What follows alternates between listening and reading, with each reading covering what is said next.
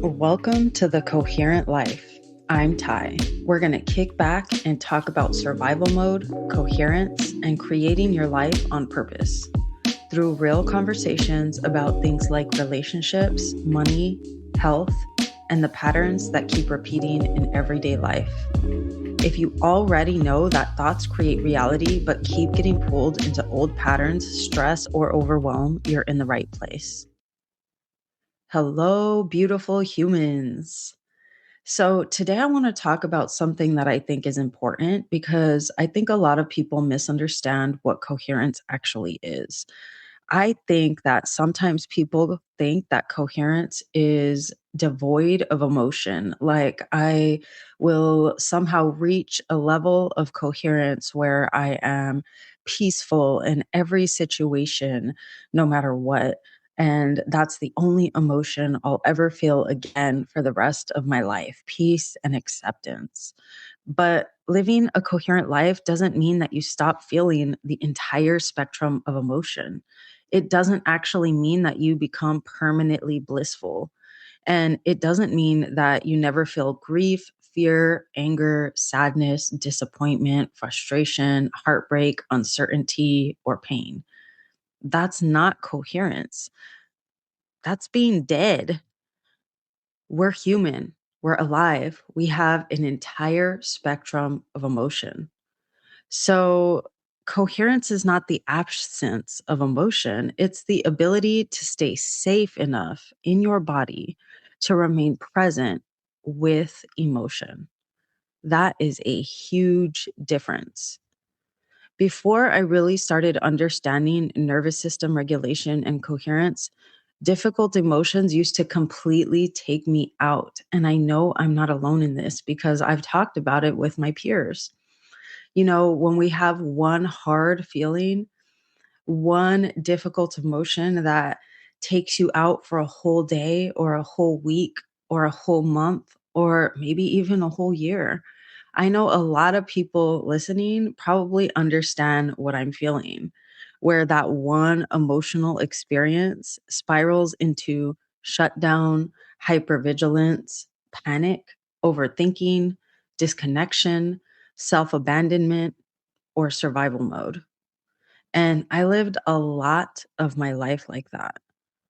Simultaneously, I also became, and I'm doing air quotes, the strong one very early on in my life.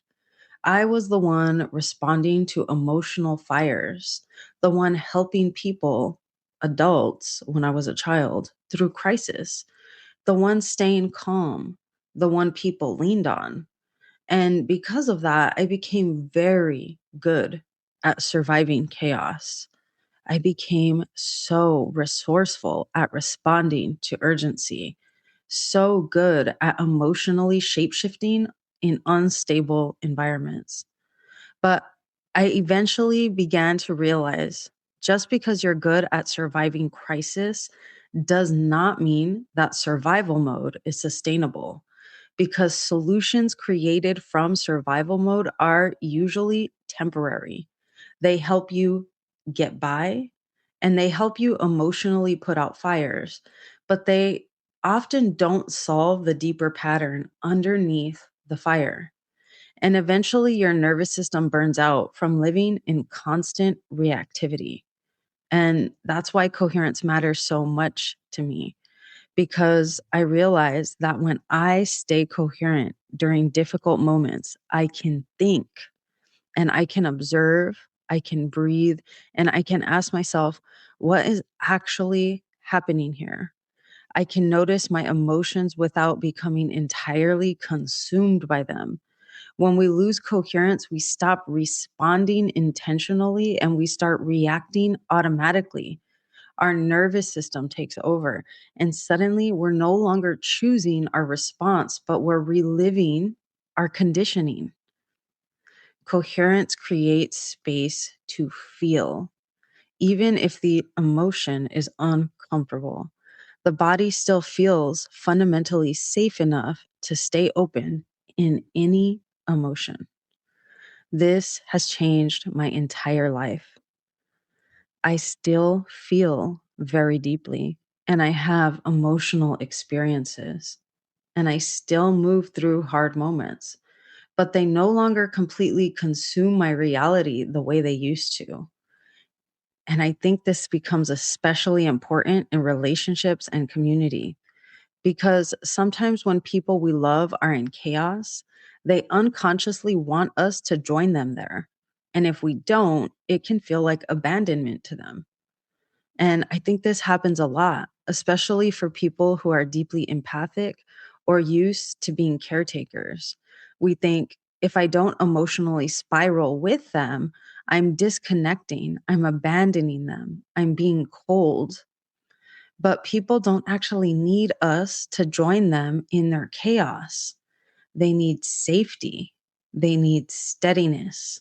They need someone who can remain grounded enough to hold perspective when everything feels overwhelming, not someone who reacts to every emotional wave and perpetuates the cycle. And this is nuanced because coherence is not emotional detachment. It's not pushing away difficulties, pretending not to care. It's actually the opposite. It's caring deeply while remaining grounded enough to stay present. Now, that is real strength because when you remain coherent during crisis, which isn't easy, by the way, you can hold space for what's actually possible. You can create solutions instead of just reacting to urgency. You can stay connected to the bigger picture. You can welcome people into safety instead of unconsciously reinforcing panic. And I think that this is one of the most loving things we can offer to each other: regulated presence. A nervous system that says, you are safe here. We can breathe. We can feel this without becoming destroyed by it. We can move through this consciously. That's coherence. And I really believe coherence changes lives because even if the world around us is in chaos, eventually we stop living as the chaos and start becoming the safe place within it. If you've been listening to this episode and find yourself nodding along, if you realize you're really good at surviving, if you're realizing that life can still pull you into old patterns, old reactions, old versions of yourself, and if you're tired of having moments where you feel aligned, powerful, connected, and deeply in trust, only to find yourself slipping back into survival mode when life gets hard, that's exactly why I created the Level Up Mastermind. Because here's what I've discovered: most spiritually aware people don't need another breakthrough. They're creating breakthroughs every day when they wake up and meditate or journal or have their morning routine. Most spiritually aware people don't need another breakthrough. They already know that they're powerful. They already know who they want to be. They already know what they want to create for themselves and for the world. The challenge isn't just becoming that person, the challenge is holding that version of yourself consistently. The challenge is staying connected to yourself when life gets hard, and it will. The challenge is practicing what you already know instead of getting pulled back into the old patterns. And I genuinely don't think we're meant to navigate that alone. I know there's tremendous value in having a community of conscious creators who are committed to living intentionally and practicing coherence together.